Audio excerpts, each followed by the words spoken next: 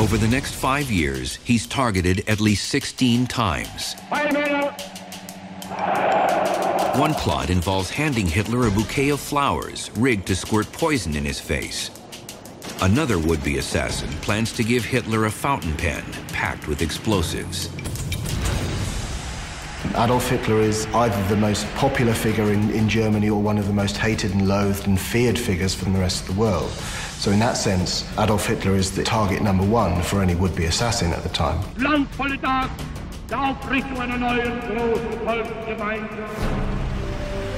Yet Hitler's popularity gives him a false sense of safety.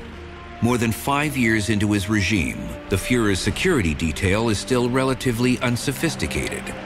But that will change.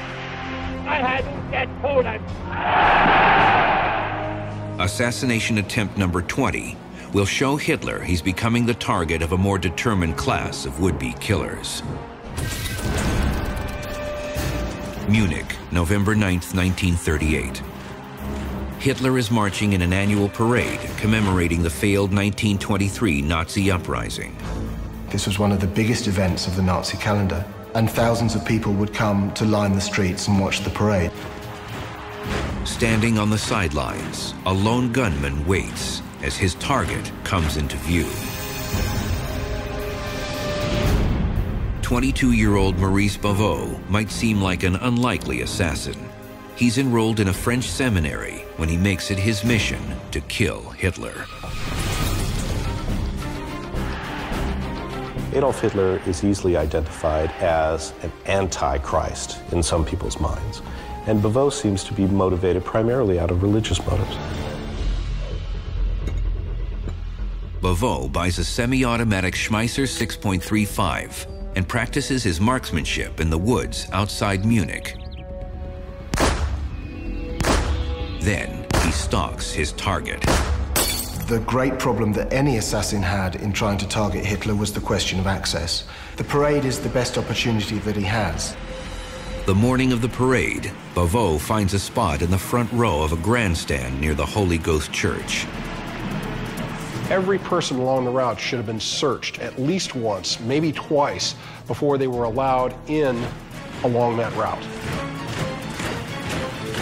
The parade will proceed west on Tall Street toward the Marienplatz. As the marchers pass Bavaud's position, he plans to shoot Hitler from the sidelines. But what are the chances Bavaud can hit his target? Roger Morehouse is the author of the book Killing Hitler, which details the various assassination attempts. Historian John Gresham is an expert in weapons and VIP security. Okay, John, this is exactly the spot where the parade would have come through those arches and marched down this street. Morehouse and Gresham are retracing the path of Hitler's 1938 parade to help them determine the viability of Bavaud's plan. Oh, hey, John, this is our spot here. This is the Holy Ghost Church. Bavaud would have been standing right about here. First, they estimate the distance between Bavaud and Hitler as the parade passes Bavaud's position. Roger, about what distance do you make that out to be? Well, I would guess, John, I think Hitler would have been round about here, which is probably about 25 feet. Small pistols like the Schmeisser are designed for use at close range. Can Bavaud's gun reliably hit a target 25 feet away? This is the Schmeisser 6.35 automatic pistol. Gun expert Greg Martin runs one of the world's premier antique firearms auction firms. I could see why Bavaud picked this gun. You could almost hold it in the palm of your hand and nobody could see it. Martin designs a test to determine the Schmeisser's accuracy at 25 feet. I want to be able to pull this gun out, fire it, and not have to stop and aim it, but be able to point it in the general direction and be relatively certain that I'm going to hit.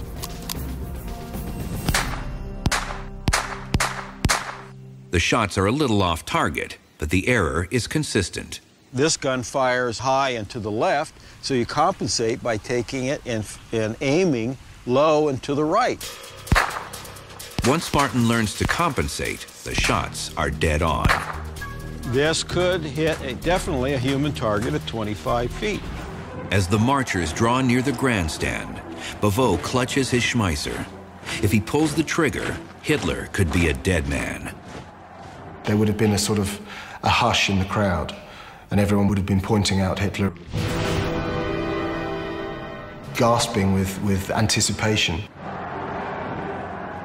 But the awestruck crowd foils Bavot's plan.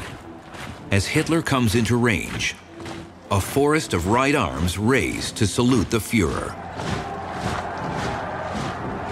Bavot's view is blocked, and the moment is lost. He certainly had skills as a stalker. Whether he really had skills as an assassin, that's questionable. I doubt that he really had the killer instinct. As Bavot heads back to France, he's caught riding the train without a ticket. The Gestapo finds his gun, along with a map of Munich. He probably collapsed like a house of cards within a few hours. He simply didn't have the sort of gumption to take torture, and the Gestapo were certainly capable of all sorts of kinds of torture. Bavot is convicted of attempted murder of a government official. His punishment is death by guillotine.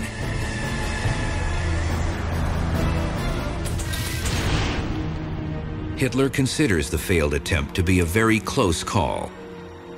His survival, he claims, is evidence of divine intervention. He viewed himself as being Germany's savior, preserved by Providence to do great things for Germany. Bavot's plot exposes Hitler's vulnerability, walking these narrow crowd-lined streets in such a widely publicized event. The annual Munich parade is discontinued after 1938. But in the following year, another lone assassin will manage to evade Hitler's security. This time, the weapon will work exactly as planned.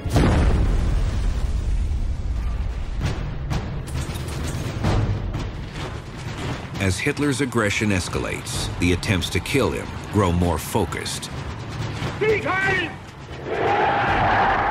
By March 1939, Hitler has seized control of Austria. German troops occupy Czechoslovakia under the threat of war. The vast majority of the German population viewed this positively. Hitler had restored historic German land, but there were very few who viewed this as a grim foreshadowing of what was to come. One of those few is 36-year-old German carpenter Georg Elsa. He fears the Nazis are marching the country into a disastrous war. Hitler, he decides, must be stopped. He's essentially a loner. He doesn't feel that he has to share his secrets with anybody else. And that stands him in very good stead with his plotting. Assassination attempt number 21 will take place at the same annual commemoration Maurice Bavot tried to disrupt 1 year earlier. Elsa's plan is to kill Hitler as he delivers his speech to a packed hall of prominent Nazis. His weapon is a homemade time bomb. He's a trained mechanic. He's a cabinet maker. He has an understanding of how things work. So when the time comes for him to sit down and formulate a plot to kill Hitler, he does it with a thoroughness that is amazing. It's almost as if he was born to be the perfect assassin. Hitler's speech is to take place in the Bürgerbraukeller, a massive Munich beer hall. Elsa plans to install his bomb in a pillar behind the podium where Hitler will speak. Elsa's entire plot carried profound risk. Anyone attempting to assassinate Hitler is effectively undertaking a suicide mission. Throughout the fall of 1939, Elsa sneaks into the beer hall after closing time. Night after night, he works alone in the dark, carving out a space in the pillar for his bomb. He must have had nerves of steel. He was an extremely brave man. Each morning before the bar opens, Elsa carefully replaces the wood paneling on the pillar, sweeps up his mess, and exits through a back door. Elsa plans to be in Switzerland when his bomb goes off, so he needs a special timer that will run for several days. He builds an elaborate device consisting of 2 clock mechanisms, allowing up to 144 hours before detonating the bomb.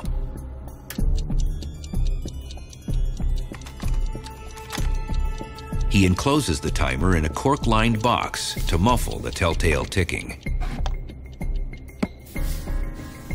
The timer he built is a wonder. Even today, it would be considered a work of art.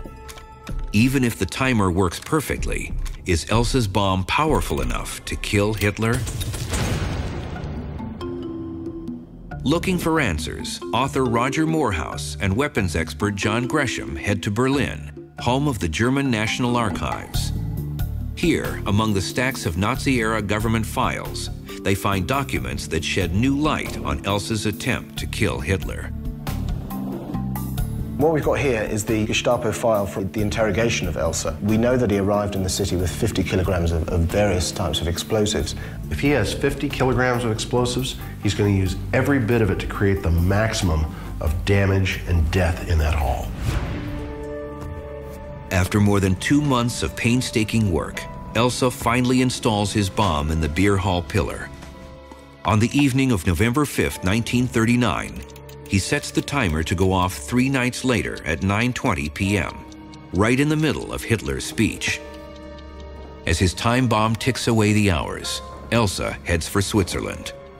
Hitler's security people should have assumed that someone was coming after their guy. You'd think that they would be looking closely and saying, if I were going to bomb him, where would I put a bomb? They didn't look. November 8th, 1939. Hitler takes the podium before a crowd of 3,000 Nazi supporters. In the pillar behind this Nazi flag, Elsa's time bomb is ticking. But Hitler has made a last-minute schedule change, starting his speech at 8 p.m. instead of 9. Elsa's bomb is set to go off at 9:20, a full hour and 20 minutes away. Now the question is, will Hitler's speech last long enough? Hitler's speech was almost entirely about the historical shortcomings of the British and how inept they were and untalented they were. Hitler talks for about an hour. He then immediately leaves for the train station. 13 minutes later, Elsa's bomb goes off exactly as planned. As the pillar shatters, the overhead balcony and hall ceiling come crashing down. The podium and front row tables are splintered to matchwood. Out of the roughly 100 who remained in the hall, there are more than 60 injuries and 8 fatalities. If Hitler had given his usual 3-hour harangue, he almost certainly would have been killed. Just minutes after the beer hall explosion, Elsa is apprehended at the Swiss border. German border guards find his fence cutters, sketches of the bomb, and a postcard of the beer hall. He ultimately confesses, and at that point I suspect began to be quite proud of what he had almost achieved. Elsa is imprisoned at Dachau, where he's eventually executed. Auf Wiedersehen.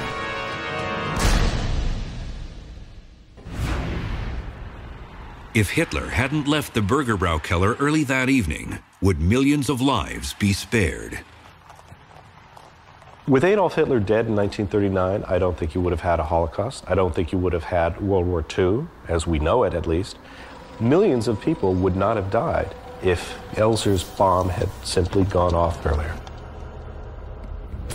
Elsa's near miss is a wake-up call for Hitler's security regime. Better surveillance and precautionary arrests are enacted in advance of public events, and authorities tighten controls on purchases of explosives.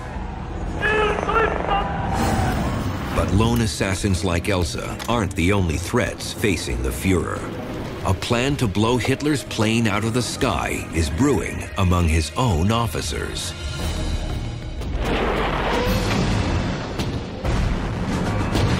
September 1st, 1939, Germany invades Poland.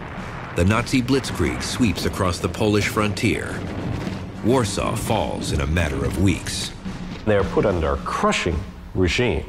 Poland is dismembered. Anyone who even gives a dirty look to a German is subject to instant execution. Millions of people have died. The Polish underground has good reason to strike back. In early October, they form the 22nd plot to kill Adolf Hitler. The Poles plant 500 kilograms of TNT under a main intersection in advance of Hitler's tour of occupied Warsaw. But as the Führer's car passes, the explosives inexplicably fail to go off. More than 2.5 years later, a daring attack on Hitler's train also fails. Hitler knows that Poland is a very dangerous place for him. There are many people who don't like him there. After conquering Poland, Hitler launches a massive invasion of the Soviet Union. The German onslaught decimates Soviet defenses, taking whole armies prisoner. This naked aggression fuels Stalin's desire to eliminate his arch-nemesis.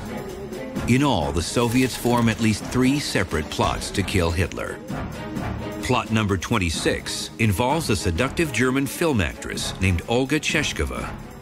When rumors circulate that Hitler and Cheshkova are romantically involved, Soviet secret police pressure the Russian-born actress to introduce Hitler to a pair of undercover assassins. This is one of the more ridiculous plans of assassinating Hitler. Hitler really doesn't have a very serious relationship with Olga Cheshkova. It's not going to work. Like the Poles and Soviets, the British have their own plan called Operation Foxley. Recently declassified documents reveal that British snipers were to kill the Führer at his home in the Alps. The British eventually abandoned the operation, fearing a backlash. It's very possible within Germany itself that Hitler would have become a martyr. As the war progresses, Hitler's increasing security reduces his exposure to most would-be assassins. Public appearances are tightly controlled, and Hitler has little personal contact outside his circle of trusted Nazis and military advisors. In fact, by the spring of 1943, the most serious threat to Hitler's life may come from officers under his own command. Colonel Henning von Tresckow is a respected German officer with a distinguished military career. He'd been a gifted young soldier at the end of the First World War and had won the Iron Cross.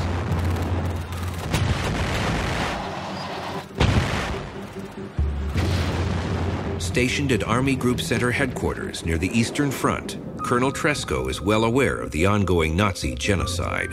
Entire villages would be destroyed. Literally thousands upon thousands of Jews were simply being taken out and shot into pits. And this was something that disturbed him greatly. Convinced that Hitler must be stopped, Tresckow builds a coalition of like-minded officers. So many of the conspirators believe in the German army, believe that it's an honorable army, and that it's being perverted by Adolf Hitler and the Nazis, particularly in these horrible atrocities that are occurring on the Eastern Front. In March of 1943, Hitler announces plans to visit the Smolensk army base, where Tresckow is stationed. Tresckow seizes the opportunity, launching the 28th attempt to kill Hitler. His plan is to use a time bomb to blow Hitler's plane out of the sky. This attempt is very well thought out and has a good chance of success. Of course, the bomb needn't be that big. All it needs to do is bring the plane down. With the help of his aide, Lieutenant Fabian von Schlabrendorf, Tresckow builds an improvised bomb. He uses 4 captured clam mines, British sabotage devices originally designed to stick onto train tracks or bridges. Each clam is loaded with plastic explosives. The fuse is a number 10 British time pencil, a 5-inch long copper tube containing a percussion cap, a spring-loaded striker, and a glass vial filled with copper chloride. The device is activated by squeezing the tube and breaking the glass vial. The released copper chloride eats through a steel wire, which eventually breaks, allowing the spring-loaded striker to hit the percussion cap. Tresco has a half-hour fuse. If it goes off, it's going to tear that airplane to pieces and kill everybody on board. The biggest challenge will be getting the bomb on board Hitler's personal plane, but Tresco has a plan. He disguises his time bomb as a gift box of brandy. On the morning of March 13th, 1943, Hitler arrives at the army base in Smolensk. Tresco is in a profoundly nervous state. After meeting with the Fuhrer, Tresco asks Colonel Brandt, a member of Hitler's entourage, if he'd be willing to deliver a small gift to a friend at high command. They should be searching every single thing that goes aboard or comes off that airplane. Later that afternoon, Schlabrendorf activates the 30-minute fuse and joins Colonel Tresco at the airfield. As Brandt prepares to board Hitler's plane, Schlabrendorf hands him the brandy gift box. Moments later, Hitler's plane disappears in the clouds. Tresco must have believed at that point that Hitler was as good as dead. Less than 2 hours after leaving Smolensk, Hitler's plane lands without incident.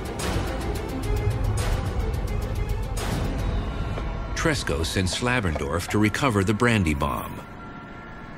Careful examination reveals that the fuse simply failed to fire. The baggage compartment was probably unpressurized and unheated, so it was going to be cold, and cold affects these time pencils rather badly. Colonel Tresco and the German resistance remained committed to killing Hitler.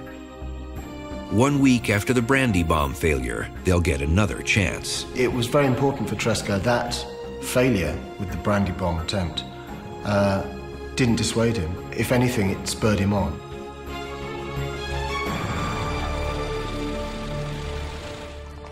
Tresco learns that Hitler will be visiting an exhibit of captured Soviet weaponry at the Zeughaus Armory in Berlin. One of Tresco's co-conspirators, Colonel Rudolf von Gersdorf, will be Hitler's tour guide. It's a desperate effort. They don't have very many opportunities, and when they see one, they have to put it together. Gersdorf takes the clam mines from Tresco's failed brandy bomb and arms them with a 10-minute time pencil fuse. The hard part will be getting the bomb within killing distance of Hitler. Author Roger Morehouse and security expert John Grisham head to the Zeughaus in Berlin. They want to get a first-hand look at the challenges of Gersdorf's mission. We've got the two circular stairways. The dramatic staircases have been removed. This is where Hitler gave it. Otherwise, the building is basically unchanged since 1943. This is the right end of the room. You'd have an enormous balcony at the top there and two swooping, dramatic staircases coming down either side. Risers coming out about here. Yeah. And right here, That would be the lectern. that's the spot where Hitler gave the speech, right here. Right here, inside Hitler's podium, is where Gersdorf initially considers planting the bomb. And he ran up against a problem there in that the security measures from after Elsa's attack in 1939 had been so revamped that he knew that this area would be searched, and he couldn't safely get it into the lectern. On top of which, this is a huge space, and with only 8 ounces of C2 explosive in the charge, if it wasn't right up against Hitler, it was going to be dissipated. This just wasn't a practical way to go and assassinate Hitler. Colonel Gersdorf decides he has but one option. He'll have to hide the bomb in his own coat pocket and make sure he's standing next to Hitler when it detonates. If the plan works, he'll be history's first known suicide bomber.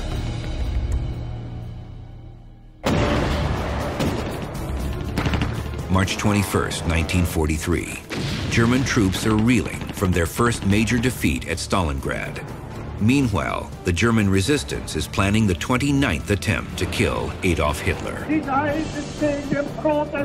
The Fuhrer is scheduled to view an exhibit of captured Soviet weapons at the Zeughaus in Berlin. Hitler's tour guide, Colonel Rudolf von Gersdorff, has a time bomb hidden in his coat pocket. The suicide bomb is a surprisingly good idea because it's so unthinkable. There is not a tradition of suicidal sacrifice as yet in the Axis German mentality. So the idea that someone would give his life to go and take out Hitler is, frankly, beyond their imagination. Shortly after 1 p.m., Hitler addresses the crowd of senior officers and Nazi VIPs.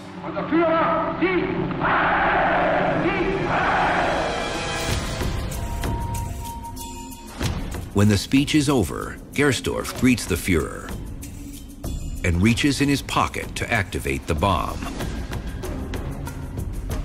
One can only imagine what must have been going through his mind.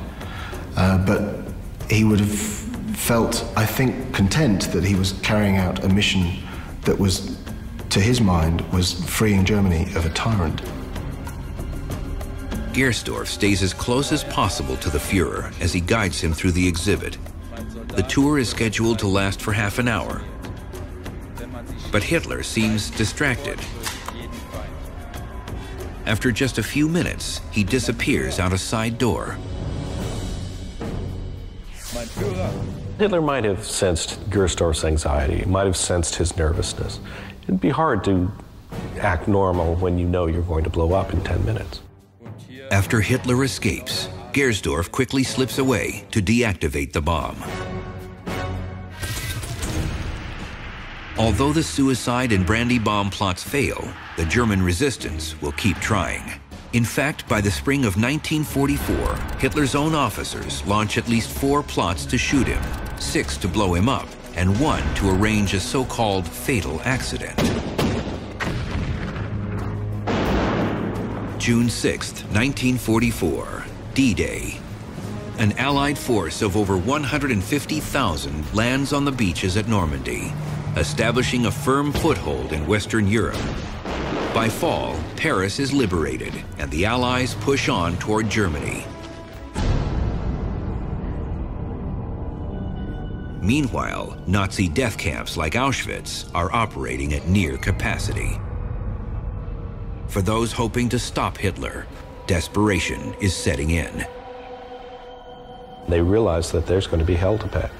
Members of the resistance are desperate to try to preserve Germany and hope that perhaps by assassinating Adolf Hitler, they might be able to cut a deal, particularly with the Western Allies. In the summer of 1944, Colonel Klaus von Stauffenberg is a brilliant young officer with a distinguished war record. He's an early supporter of the Nazi movement, but news of the regime's brutality convinces him that Hitler must be eliminated. He's someone who is appalled by the Holocaust that was going on the Eastern Front. Stauffenberg was nearly killed in North Africa 1 year earlier. He lost an eye, his right hand, and 2 left fingers, but gained a clear sense of purpose. He's had this very near squeak with fate, and now is the time that he has to act. Stauffenberg will have the perfect opportunity to take action. His job requires that he regularly attend meetings with the Führer. Because Stauffenberg has access to Hitler, his plot really should be the one that succeeds in killing him. July 20th, 1944. Stauffenberg is summoned to a conference at the Wolf's Lair, Hitler's remote military headquarters in East Prussia. This is where Stauffenberg will make the 41st attempt to kill Hitler. Wolf's Lair is a 2-square-mile compound divided into 3 nested security zones, each with its own checkpoints and razor wire fences. The outer perimeter is ringed with minefields, machine gun nests, and anti-aircraft guns. The tightly controlled inner circle, where Hitler resides, holds an assortment of outbuildings and massive concrete bunkers. The walls of Hitler's personal bunker are more than 16.5 feet thick. He clearly feels very, very safe there. Hitler's sense of security will prove to be false. Stauffenberg manages to smuggle 2 1-kilogram slabs of plastic explosives into the compound. The security at the Wolf's Lair is astounding. Now, it's focused on several specific threats: air attack, airborne assaults, raids. As good as and as layered as the security is, it is not proof against someone attacking from inside Hitler's inner circle. If they are trusted, if they can get a weapon into proximity with Hitler inside the inner defense zone, then yes, they have a shot at taking Hitler out. Dass ich oder irgendjemand jemals die Absicht hätten. Moments before his meeting with Hitler, Stauffenberg and his aide arm the first brick of explosives and hide it in a briefcase. Before they're able to fuse the second bomb, there's a knock on the door. Stauffenberg is ordered to the briefing room immediately. He grabs the briefcase and heads out the door, leaving behind the second brick of explosives. The time pencils that von Stauffenberg used technically were 30-minute devices. The problem is it was a hot day, it was a humid day, and these are things that tend to speed that up. He was walking around with a live time bomb that could go off any time. When Stauffenberg enters the room, the meeting is already underway. He takes a position near Hitler and places the briefcase on the floor. Moments later, he excuses himself from the room. As the meeting continues, a 1-kilogram bomb sits a mere 3 feet from the Führer. Only seconds remain on the fuse.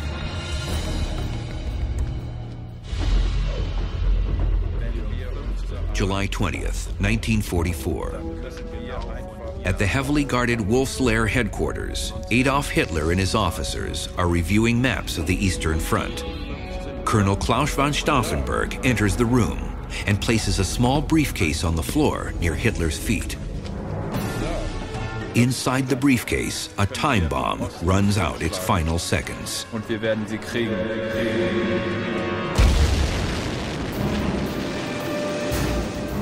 As the smoke clears, Stauffenberg is headed to Berlin to help manage the transition of government power.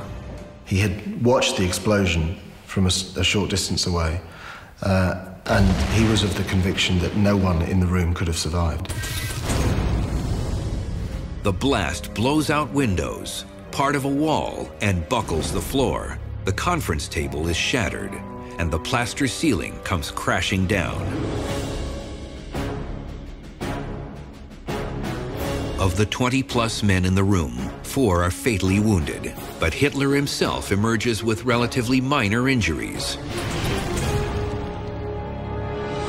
Subsequently, he begins to see his survival as further evidence of the intervention of Providence. As he explains to his doctor, he says, "I am immortal, I am invulnerable." If it's not fate, then why is Hitler able to survive this powerful explosion?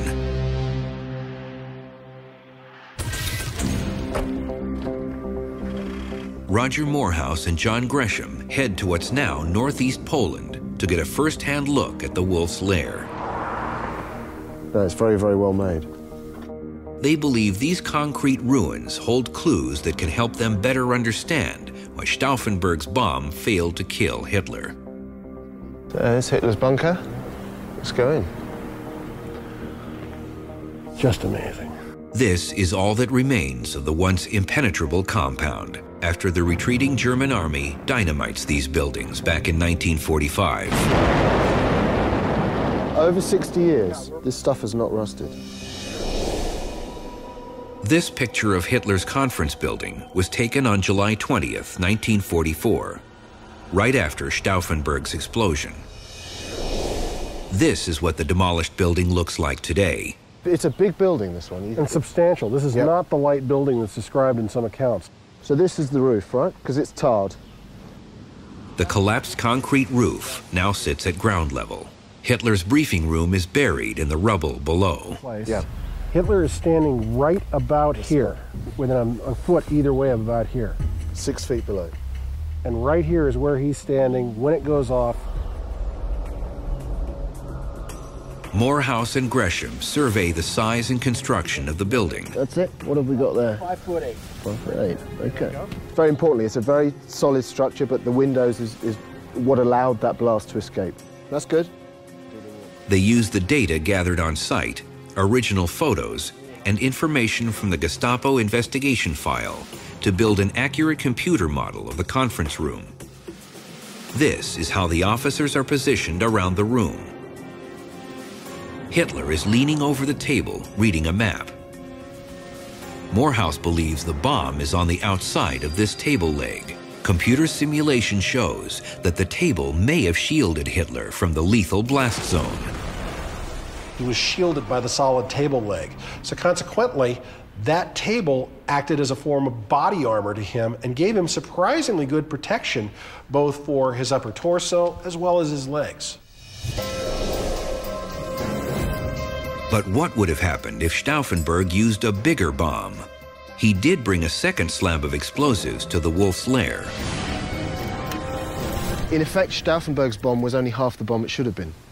Yeah, and there's this question of the second charge. He could have put it into the bag, and it would have roughly doubled the size of the blast. Would double the blast be enough to kill Hitler? John Gresham returns to the U.S. to recreate the Wolf's Lair explosion. 18 feet due south. Only this time, the test will include Stauffenberg's second explosive charge. Gresham outlines the exact dimensions of the Wolf's Lair conference room. That corner right there, right about where that rock is. Okay, gently down. This 7-foot-long table will simulate the end of the conference table where Hitler was standing when the bomb went off. Yeah, that's good right there. These two fiberglass mannequins represent the officers standing between Hitler and the bomb. This specially designed anatomical mannequin is the stand-in for Hitler. The dummy can be filled with a viscous fluid, in this case melted ice cream, to add body weight and simulate blood. Paramedic Jim Morrissey will examine the Hitler mannequin after the blast to determine if its injuries are fatal. Based on the density of the plastic as well as the liquid on the inside, I think it'll give a pretty good representation of what would happen to a human based on this explosion. Former FBI bomb technician Frank Doyle will rebuild Stauffenberg's bomb using 32 ounces of C4 plastic explosives. So this is exactly what he had on the 20th of July that he detonated in that room. Correct. But what happens if Stauffenberg includes the second slab of explosives? Doyle puts another 32-ounce charge of C4 in the briefcase. Now this would double the size of this bomb, which means it's going to be a really big bomb. It's going to be a huge explosion. The bomb is hooked up to an electronic fuse and placed in position on the outside of the table leg. 6 remotely operated cameras are set up to record every detail of the explosion. With everything set to go, the team heads for cover some 150 yards from the blast zone. Cameras rolling. Fire in the hole! Fire.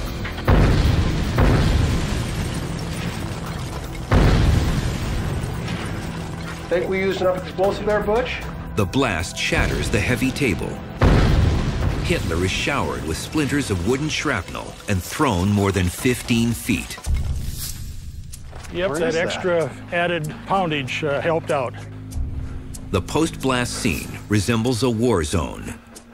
Hitler appears to be a casualty. The concussive effect would have disintegrated his lungs. He's lost a lot of internal fluids. He's leaking. Yeah, let me roll him over, see what we have on the backside. Wow, look at this. Yeah, he's leaking all over the place and out of that upper femur there. This is clearly a fatal injury. Just the legs alone would rip through them. His upper torso took significant, multiple lethal blows, so there was no way this is a survivable injury. The test shows that with the second charge added, Stauffenberg's bomb would be capable of killing Hitler. But even if Stauffenberg had succeeded, would the course of history be changed? It's so late in the war that the war still had to really run its course at that point. By July of 1944, Germany was too far down the path of destruction. You have Hitler most likely being succeeded by a combination of Himmler, Bormann, and Goebbels, which is a fairly awful prospect. As for Stauffenberg, when his bomb fails to kill Hitler, the coup unravels, and the conspirators are arrested. Before midnight, he's facing a firing squad in Berlin. By spring 1945, the war is closing in on the Third Reich. As Allied forces push towards Berlin, Hitler orders that German infrastructure be demolished, leaving only scorched earth for the advancing enemy. Armaments Minister Albert Speer, a trusted member of Hitler's elite inner circle, is appalled by the destructive policy. He turns against the Führer and plans the 42nd and final known plot. Speer conspires to feed poison gas into Hitler's Berlin bunker through an outside air vent, but eventually abandons his plan. His loyalty to Hitler is too great.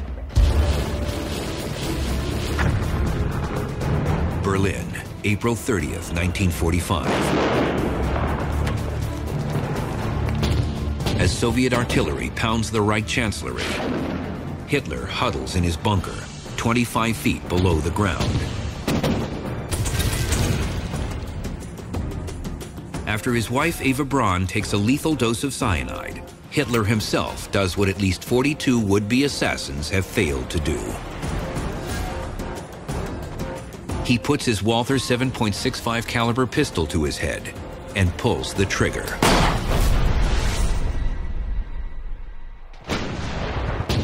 He knows it's collapsing around him. He doesn't want to be an object of scorn. He doesn't want to be paraded through the streets. He would rather commit suicide and be done with it than have to go through a trial.